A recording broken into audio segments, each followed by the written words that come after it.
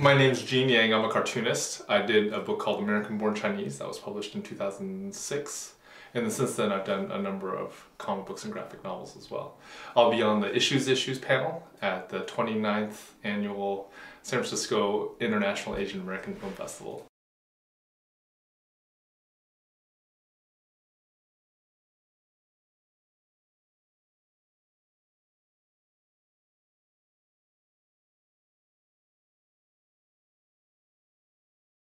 You know, when I started American Born Chinese, it was as a mini comic. So I was drawing a chapter and then going to my local Kinko's, Xeroxing it and trying to get some of my friends or my mom to buy it. Since American Born Chinese has been published by a big publisher, it's sort of been categorized as young adult fiction. And I think that even though I didn't really aim for that, I think that feels like a good fit for my stuff. American Born Chinese, when I started, I had done a bunch of stories with Asian American protagonists, but their Asian Americanness was never a big part of the story. It was incidental to the story.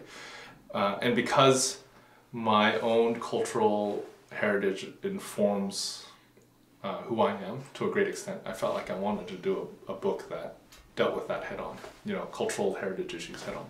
I came up with these 3 different ideas and I couldn't decide which one I liked the best. So almost as an intellectual exercise, I tried to bring them together into a single piece.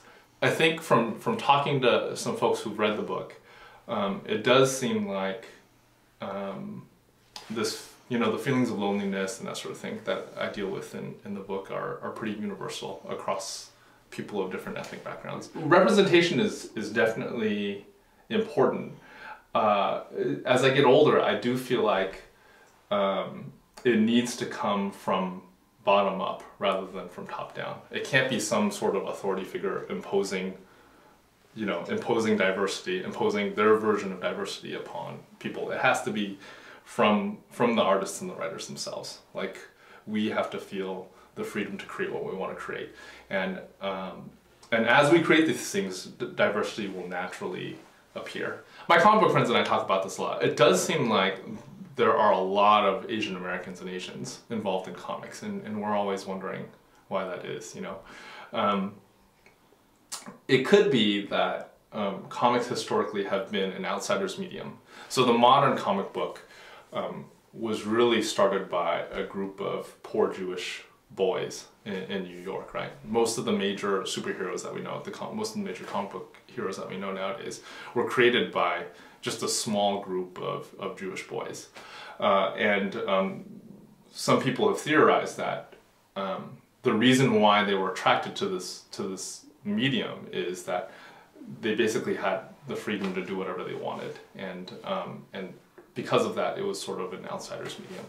So I wonder if that has something to do with why a lot of Asian Americans are involved in comics. I think another reason might be because in Asian art, there's always been that pairing of words and pictures together. So Asian Americans are naturally, because of our cultural heritage, we're naturally used to that, used to those 2 things coming together. The visual aspect allows comics to really, I feel like comics can put, it can put something inside of your gut without necessarily going through your brain, because there's an immediacy to the image, right? Whereas if you wanted to express the same thing using words, it would actually have to filter through your brain before it gets into your gut. So that both is good for, you know, adolescent power fantasies like superheroes, but it's also good for talking about emotions in the rawest form. I do think a lot of the storytelling arts all have more in common than not, you know. So a filmmaker and a novelist and a comic book artist all have to have some sort of a sense of story in order to start. I think drawing skills for comics are necessary. They're good. They're good to have, but I don't think they're necessary, actually. I don't think you necessarily have to draw really well in order to create a successful comic. There are people nowadays who are creating comics out of clip art or out of photographs or screenshots of World of Warcraft, and they're funny and engaging, you know. What's most important in a comic is the story, right? The story will constantly be changing as you're working on it. So my my final pages will never look exactly like my thumbnails, right? And part of that is that the characters become more and more real in your brain as you go, and they'll want to do their own things as you progress in your story.